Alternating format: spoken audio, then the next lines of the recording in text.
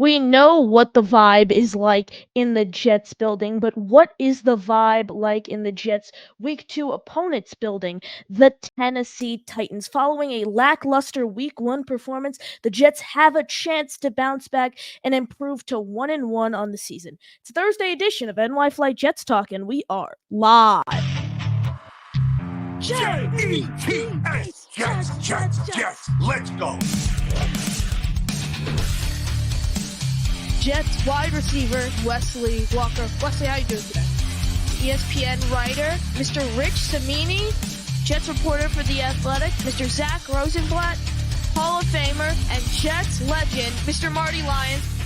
Your host, Connor Law. Welcome in everyone. We are here for a Thursday edition of NY Flight Jets Talk. Just 3 days now till the New York Jets will have their Week 2 matchup against the Tennessee Titans. Jamal Adams is expected to play and face off against his former team, but let's bring on our co-host for tonight's show, Mr. Easton Freeze of A to Z Sports Network. Easton, how you doing? Connor, I'm great. It's great to be with you. Great to have you on. Obviously, like we spoke off air for a little, but found your work on the A to Z Sports Network, and I'm doing this series where I have a representative from every team the Jets play. So super happy to have you on. I'm flattered. I was chosen from the bunch, and I'm happy to be here to talk about this game coming up in just a couple days. Absolutely. So let's get right into it. If you could just describe to me what the vibe is like in the Titans building. Obviously, first-year head coach in Brian Callahan just blew a 17-point lead to the Chicago Bears to start off 0-1. What is the vibe like among the fan base in Tennessee? Well, the vibe before week 1 was all positive, all thumbs up. Things couldn't have been better. Really a honeymoon period for Brian Callahan and this really new team. A lot of moving pieces on both sides of the ball. Brand new coaching staff. Very different from the Mike Vrabel regime. So people were enjoying that. And then, like you said, week 1 does not go the way that they want to. Well, it was going the way that they want to, and then it really didn't go the way that they wanted it to. And things aren't really all that dreary today.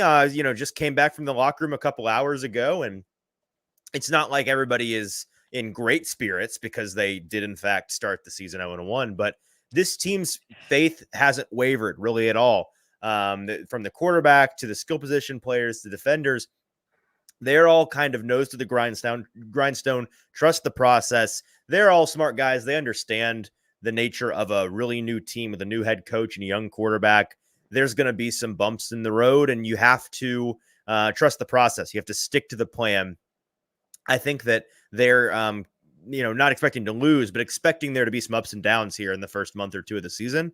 And they have faith in the group that they put together. They have faith in each other. So things are about as positive as I think that they could be right now, sitting where they're sitting. You mentioned just getting back from the locker room a couple hours ago. Safety Jamal Adams made it abundantly clear he is most likely going to be facing off against his former team, the team that drafted him 6th overall in the 2017 You know that guy? NFL draft. How about that? Yeah, 6th overall pick in the 2017 NFL draft. The Jets selected him, traded him to the Seahawks, has set the single-season sack record with 9.5 sacks. They signed him to a 4-year, $72 million extension. Then he only plays 35 games over a 4-year span. Seahawks release him on March 5th. Titans pick him up in July. Dealt with a hip injury, which kept him sidelined for week 1. What is his role going to look like in this matchup? It's funny talking to you because the Titans played the Seahawks in the preseason, and I went on a Seahawks show that week. And it was funny talking to a Seahawks fan who the taste in his mouth from Jamal Adams is nothing but negativity. And I'd imagine Jets fans are actually kind of fond of Jamal Adams because he was a very, very good player in New York. There's a reason why he was traded away for such a haul. And obviously the Jets got the better end of that trade. But I don't have positive or negative thoughts on Jamal Adams based on his time in Tennessee because he's not done anything, right? Like you said, he did not play in week 1. We've really not seen him at practice all that much. He was with the Titans for the majority of training camp, was not out there for much of any of it. Really, the most notable Jamal Adams moment so far as a Tennessee Titan was when the Seahawks came to Tennessee for joint practices, and he wouldn't stop jawing at his old teammates on the other side of the sideline. So he's just as loud as he's ever been, just as much personality as he's ever had. And he continues to reiterate to us, and the coaches continue to reiterate to us, that he is close. He is continuing to work through his hip injury and get back on the field. And talking to his defensive coordinator, Denard Wilson, today, he they're not putting any specific timeline on it, so it's still a lot of the vague. He's close, we're almost there. He's continuing to be more and more integrated into things in practice and all of this. In terms of whether or not he is for sure going to play in this game, I can't say. I'd imagine he really would like to, and it seems like he's trending in the direction of being active and playing some role. But in terms of his impact in this first game back, I wouldn't expect a whole lot. The Titans have 2 starting safeties that they like a lot, who are both capable of playing a high volume of snaps in the game. And so I think that he'll be used in some sub packages, the things that he was brought in that Jets fans know he does best, getting him in the box, getting him going downhill, allowing him to trigger on the quarterback and see if he can't get in there and disrupt a play or two is probably what you're going to see from him on Sunday. I'm going to move over to the defensive front. Rookie T'Vondre Sweat. He had the second highest pass rushing grade among all defensive linemen in week 1. Just the overall defense. I know we spoke about Adams, now talking about Sweat. Overall defense, what should the Jets offense look for? What holes should they be able to find? You're looking in the right place. I think the biggest thing that the Jets offense is going to need to game plan for in the immediate is, hey, the interior of this Titans defensive line is something that you have to pay attention to. And just looking at the matchup, the composition of the Jets offensive line, which is a group that is still gelling, I would say. Yes. That interior, T'Vondre Sweat, Jeffrey Simmons, they have the ability to really, really disrupt the pocket. And we were talking to Denard Wilson, the Titans defensive coordinator, about this today. And he was emphasizing the fact that in the NFL, when you as a defense are able to get after the quarterback, not just on the edge, which, a premier edge rusher can take over a game by themselves, but when you can consistently disrupt the pocket from the interior, it's almost more valuable because when an edge can get home, there's typically an outlet on the other side of the pocket. If you've got a mobile enough quarterback or an aware enough quarterback, they can elude that pressure. When you collapse the pocket from the inside, you kind of force the quarterback into the lap of one of the containing edges. And so you're able to completely disrupt that pocket and force the quarterback into a low probability situation for success. That's something that I think the Titans are going to do a lot of this year. I think against this Jets team, especially with Aaron Rodgers back there. He's an older player. He's coming off of the Achilles injury. We saw in week 1, he had the third quickest time to throw in the league. He's always had a quick release. He's going to be looking to get the ball out quickly because I don't think that pocket's going to hold up for very long, and I think the Titans are going to try to get after him. Yeah, I'm gonna talk about the run defense there. Obviously, the Titans helped keep the Bears running game at bay. This Jets running game between Breece Hall and we saw Braylon Allen in garbage time of week 1, but not much. There are talks though Braylon Allen is going to be a weapon for this Jets team. What do you think the Jets run defense is going to look like against a talented front like the Titans? Yeah, the Jets running game is on paper. Breece Hall, fantastic runner, one of the most exciting players in the league, and you saw as well as I did in week 1 against a really talented Niners team, right? Yes. They didn't find a whole lot of success on the ground. It seemed like that was kind of their game plan coming in, was to try to establish the run. Weren't super successful with it. If they're going to run on the Titans, I think they're going to have to run to the perimeter, which you can do. You're not going to be running between the tackles very successfully, again, because you've got nearly 700 pounds of brick wall in the way. That's difficult. So your first step as a runner, if you're trying to run in between the tackles against the Titans, is probably going to be laterally instead of upfield, which is no good. But if you're running enough, sweeps and crack tosses and end arounds, maybe with some speedy receivers, you can successfully run on this Titans team. You're going to be testing the lateral ability of some of these linebackers who that I wouldn't say it's necessarily the strength of a Jack Gibbons or a Kenneth Murray to play laterally. They like to play north and south. So that's the way that I think they'd find the most success. Everyone smash that like button. Make sure you are subscribed to the channel. We have 186 of you guys watching across all platforms. If you would like to become a member of the channel, the link is down below in the YouTube description. Easton, I'm going to move over to the offensive side of the ball for the Titans. They obviously, wide receiver trio is definitely something to watch when healthy. You see Calvin Ridley, who had 3 receptions for 50 yards in week 1. Tyler Boyd, 3 receptions for 18 yards. DeAndre Hopkins, 1 reception for 8 yards. He was dealing with an injury in training camp. Do you think he will be back in full strength for the Jets' Week 2 matchup against the Titans? Back, certainly. Full strength. I'm skeptical myself. Talked to him today.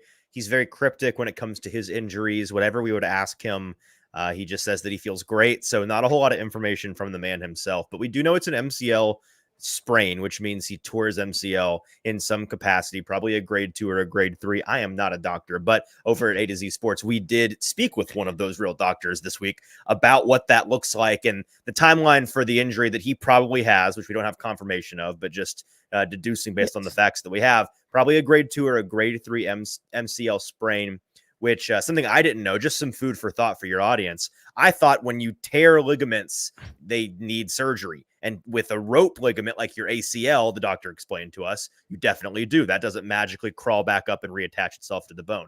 But a ligament like an MCL, big, flat, wide, broad ligament that is, in most cases, able to heal itself. And so that's why you take the rest that DeAndre Hopkins did for about 6 weeks at this point. Like you said, only 1 catch for 7 yards in week 1.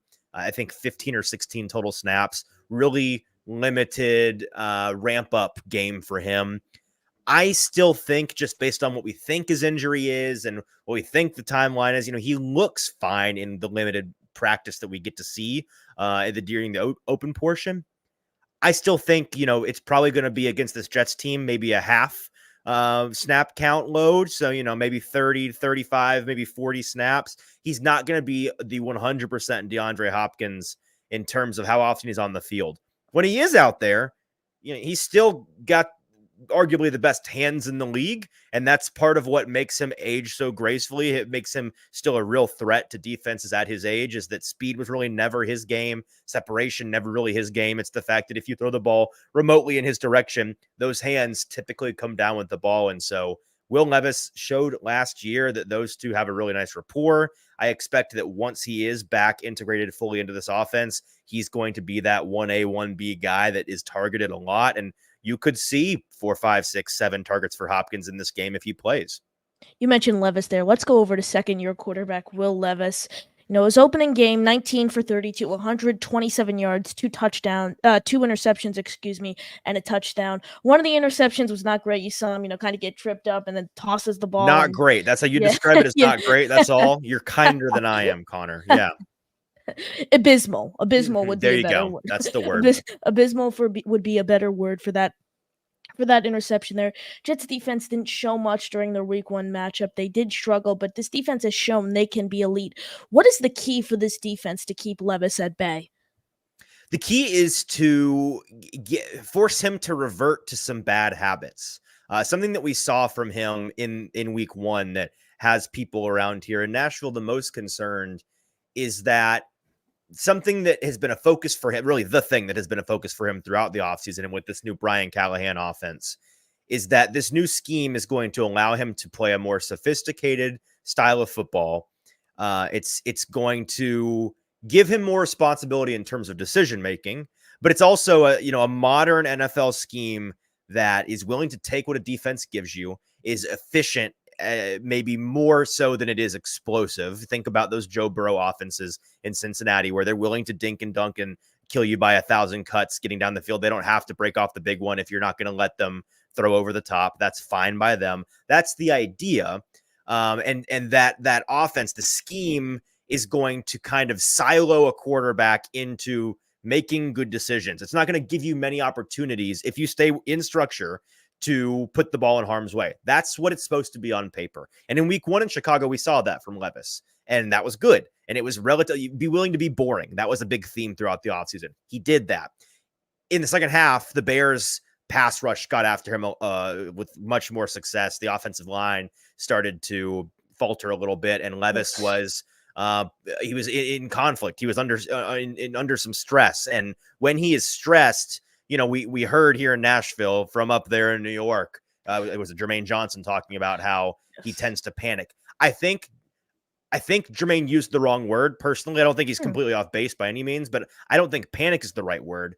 I think it's a reversion to factory settings. And by that, I mean, Will Levis, at his core, he's this freewheeling, free spirit gunslinger type, which is a blessing and a curse in the NFL. You have to be able to tame that for it to work for you. And he's not tamed it very well. He's a wild stallion when he is using his monkey football brain. If you can force him to do that, then he's going to make mistakes. He's going to give you the ball and you're going to win the ball game. So that's what the Jets defense ultimately needs to do, is get him off his spot, make him revert to those factory settings and make some stupid decisions. Easton, we know this Jets team has an elite defense, like I referenced to earlier, but what about this offense scares the Titans as a team and also their fan base? Is it the run game with Breece Hall? Is it the receiving game with Garrett Wilson? And hopefully Mike Williams, we could see him on the field more throughout the game. Is it Aaron Rodgers' ability to still sling the ball at 40 years old? What in the Titans building? What do you think scares them about this Jets offense? Yeah, I think it's the future first ballot Hall of Fame quarterback is the guy that is the most scary. Because listen, in terms of a receiver core, I don't think that the Titans are particularly scared about anybody not named Garrett Wilson. Very good player, but the Titans have a counter to that. His name's L'Jarius Sneed, right? And you guys saw last year, Sneed and Wilson, a really, really fun powerhouse matchup. Sneed arguably got the better of him last year. I think that they're going to allow Sneed. I asked Aaron Wilson about this today. He didn't give me a direct answer, but I'm pretty sure they're going to allow him to shadow Wilson for the majority of his snaps in this game, press him off the line, play him in man coverage, which is something that, frankly, Wilson, he's a really, really talented player regardless. But when he's allowed to play in zone instead of against man, he statistically is a better receiver. And then in the run game, like we said, Breece Hall, really talented player, but if nobody's blocking for him, it doesn't matter. So with going from Caleb Williams in week 1, who held the ball for longer than he should have, was far less accurate than he should be, but he's a rookie. It's week 1. It's understandable, but was not super accurate and didn't see the field super clearly. You watched all 22 like I have, a number of open guys he just didn't see. Those aren't things that Aaron Rodgers is going to do, right? For all of his age concerns and health concerns and mobility concerns, between the ears, not worried about him seeing the field, not worried about him being able to on the fly make adjustments, get the right play audibled at the line. Hey, they gave us a free play. Let me score a touchdown like we did in week 1. That's something that he does better than anybody else in the league by a country mile. If you give him an inch, he's going to take a mile from a mental chess game standpoint. So Titans defense has no room for errors. Anybody that plays the Jets, I think, has no room for errors in that way. You cannot let Aaron Rodgers have an opportunity to burn you, because he will. Everyone smash that like button. Make sure you are subscribed to the channel. We have 256 of you watching across all platforms. If you'd like to become a member of the YouTube channel, the link is in the YouTube description. Easton, we have a few callers on the line. Is it okay with you if we take some calls? Bring them on. Let's do it. We got Charles Gorman joining the show. Charles, how you doing? Good, young man. How are you? Doing well, doing well. Easton Freeze, welcome to meet you. Hey, how's it going, Charles? Good, sir. So yeah, this is definitely an important matchup for both these teams this week. I mean, both of these teams coming off disappointing losses on Sunday. I still think Will Levis has a bright future in the NFL. He just needs to be more consistent in his development and playmaking. Easton, what do you got there? I can't disagree with you, Charles. Can't disagree. I think, you have Tyler Boyd, who was a very good receiver for a lot of years with the Bengals. Mm-hmm. You have Calvin Ridley, who's a stud when he's on the field. And you still got, to me, one of the best receivers I've ever seen in DeAndre Hopkins. I know he's mostly known with the Texans and Cardinals, but he was pretty solid for the Titans last year with all things considered. And you got two pretty decent backs, especially one in Tony Pollard, who had some success with the Dallas Cowboys.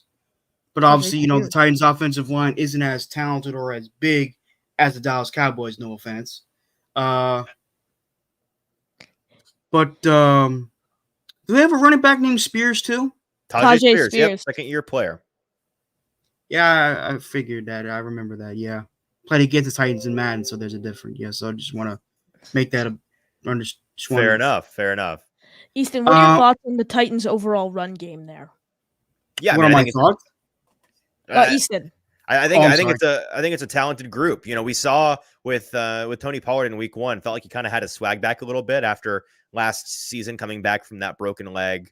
You know, he looks like he has that burst back. And Tajay is a guy that I like a lot. He was a draft crush of mine before he was a Tennessee Titan 2 draft seasons ago. So I think that the two of them are really talented. Kind of like with Brees Hall, I am far less concerned about the talent who is going to be carrying the ball and more concerned about the talent that will be blocking for that person up front. That's what actually I was going to bring up next. The Jets' offensive line, as talented as they were, as solid as I felt they were in pass protection for the most part, they need to do a better job in run blocking. Because in order for you can't expect Aaron Rodgers to throw the football 50 times a game. He's going to be like, okay, guys, my arm's getting sore. Now let's just hand this. I can't be throwing the ball every 50 times every game. Let's run the ball. Let's take some pressure off. I've always believed the running game in a lot of ways was just as important as establishing a passing game because it takes pressure off the quarterback. It just loosens up. It also strengthens your defense, gives them time to rest. I'm not saying the Jets should be like the 09-010 Jets where they were just ground and pound. That's not what I'm saying. They should run the ball a little bit more, especially as you said earlier in the show that the Titans are more so susceptible to stretch plays or sweep plays, correct? I think that they are. Yeah. So the Jets do more stretch plays or counter plays, they'll be fine.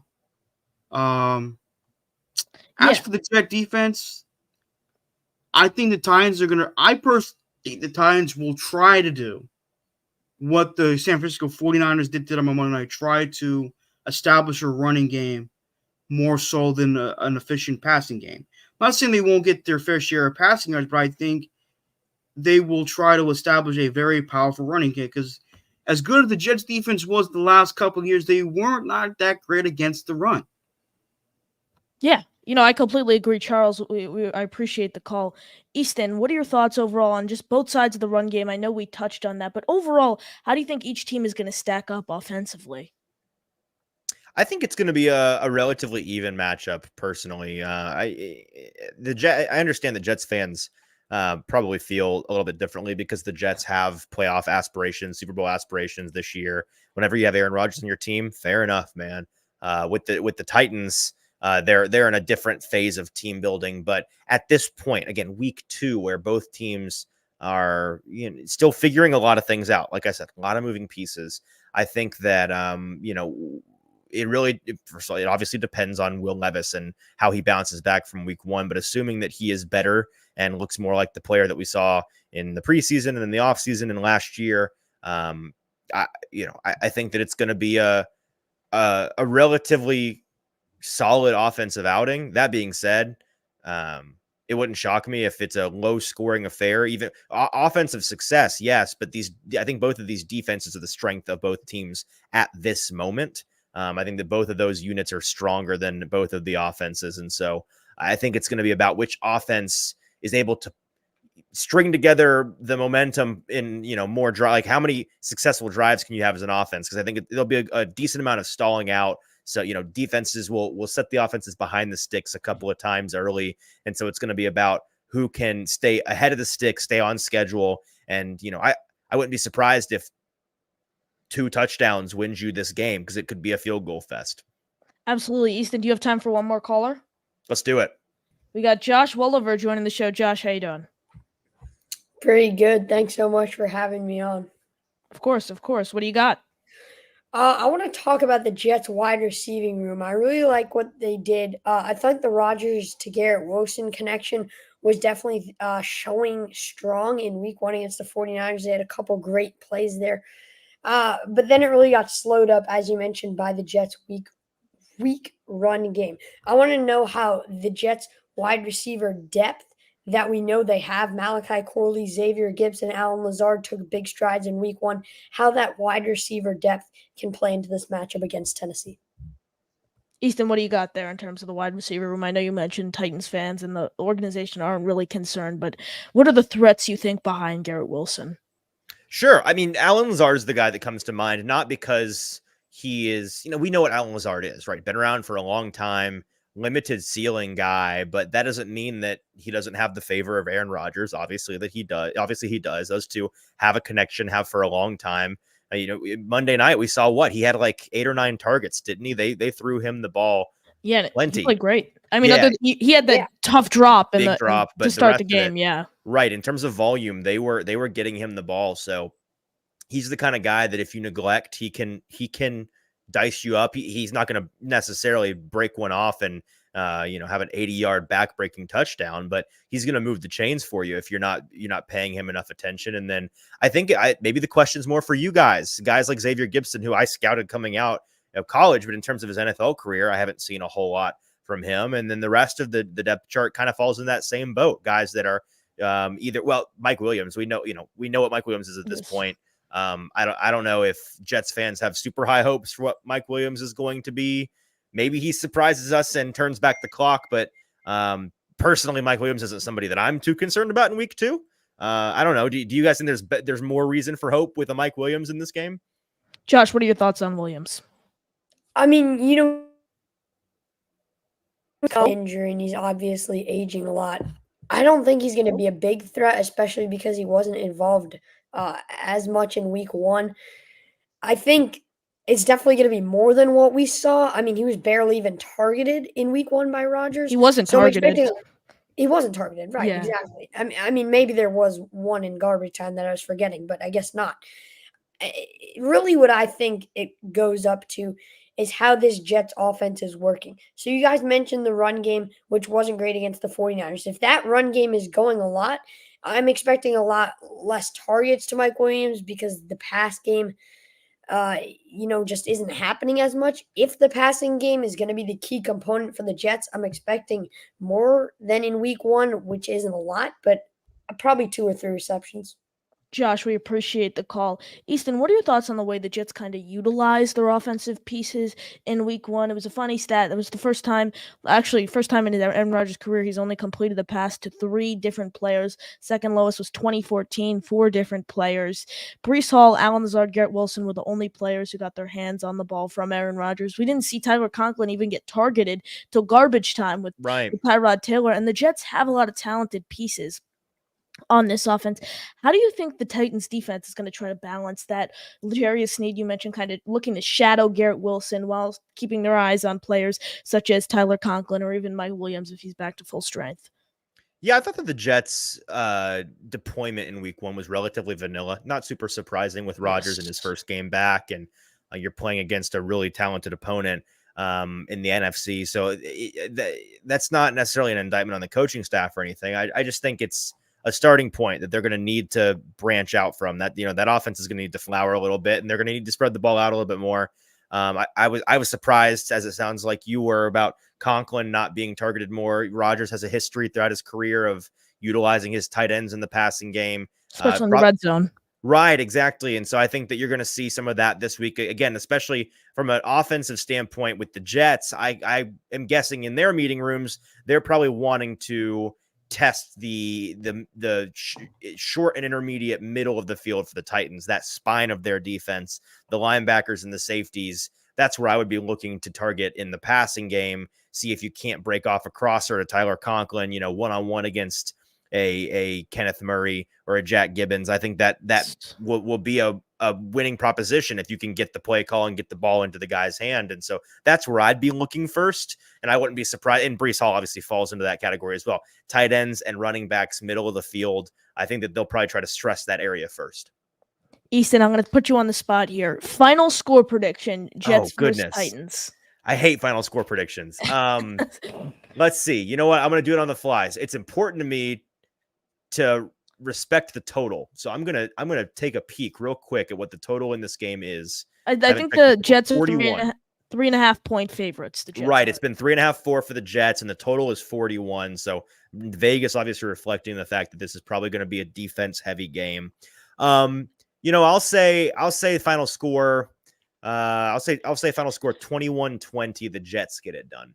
Wow. Okay. So I actually not too far off. I said 24-17. Jets get it done. That's it. Okay. I don't know if you saw the NFL Network predictions though when those came out with Eric All but Edholm. one for the Jets, right? I think. Yeah, all but one. But How I does was that make you feel? it's interesting because the Jets have always been the type of team that get hated on. It hurts now, especially since they have Aaron Rodgers, just because he's such a polarizing figure. Right. Paired with the bright lights in New York, the national media's always really hated the Jets, so it definitely does not help that Aaron Rodgers is there. But in terms of, I thought if the Jets won week 1, it would be completely different. If the Jets won week 1, I think all those analysts would have had the Jets winning by 2 scores. Probably right. If they had managed to beat the defending NFC champion, they probably would have had that more lopsided. Easton, I really appreciate you joining me here. And the final question I asked all my guests, another one where I put you on the spot. 4 dinner guests, anyone in the world, dead or alive, who are you taking? 4 dinner guests, dead or alive. It Wow. could be a family member. It could be someone around the game of football. It could be anyone. That is such a good question. And Thank you. It's going to be really hard for me. So I will say I'm a big fan of American history. So I want to talk to George Washington, get him at my table. I'm a Christian. So Jesus Christ obviously has to be a part of the conversation. Plenty of questions for the big man upstairs. So there's 2. Tall order to fill these last 2 seats because I've got George Washington and Jesus involved. I'll go, man, this is so tough. I'll go, oh man, I have a million names flashing in my head and I can't think of who I want. I'll say Michael Jackson because I love music. And so he's I'm sure has plenty of interesting stories to tell. And then, so we've covered history, we've covered religion, we've covered music. I feel like we need a sports figure, right? So yeah, let's do, who's a good answer? Tom Brady. Nah, I don't want to talk to Tom Brady. Don't worry about it, Tom. You can stay home.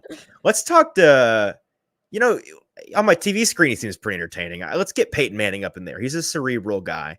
Wow. I'll get Peyton Manning at the table. So that's my eclectic group. Jesus, George Washington, Michael Jackson, and Peyton Manning, which I'm realizing Peyton Manning probably feels like the odd man out in that group, but here we go. Easton, we love it. Appreciate you joining me. You got any final thoughts? Absolutely not. Besides, thank you for having me, Connor, and whatever you need going forward, man, let me know. This is a blast. Well, Easton, I really do appreciate it. Everyone, thank you guys for watching. And as always, JETS, Jets, Jets, Jets.